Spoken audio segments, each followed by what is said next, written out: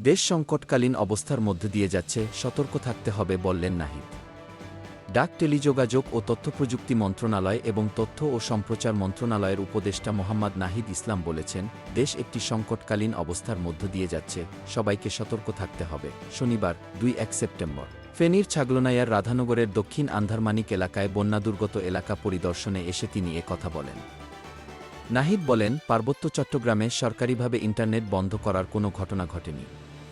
এরকম কোনো নির্দেশনা দেওয়া হয়নি। অল্প একটু যা সমস্যা হয়েছে তা ফুলিয়ে ফাঁপিয়ে প্রচার করা হচ্ছে। সেখানে নেটসেবা নির্বিঘ্ন আছে। তথ্য উপদেষ্টা বলেন, পাহাড়ে বহুমুখী ষড়যন্ত্র থেমে নেই। সেই সঙ্গে দেশকে অশান্ত করার বহুমুখী ষড়যন্ত্র থেমে নেই। রাষ্ট্র সর্বোচ্চ গুরুত্ব দিয়ে বিষয়টি দেখছে। ফেনীর বন্যা পরিস্থিতির বিষয়ে তিনি বলেন, ত্রাণ কার্যক্রম সন্তোষজনকভাবে হয়েছে। পুনর্বাসন কার্যক্রমও চলমান আছে। আশা করছি সবাই ঘর পাবে, কেউ গৃহহীন থাকবে না। তিনি বলেন, ভারতের উজানের পানিতে এ বন্যা হয়েছে। আমরা আগেও বলেছি ভারত যা করেছে তা ঠিক হয়নি। জেলার ফুলগাজী জগৎপুরেও বন্যাদুর্গত এলাকা পরিদর্শন করেন উপদেষ্টা নাহিদ।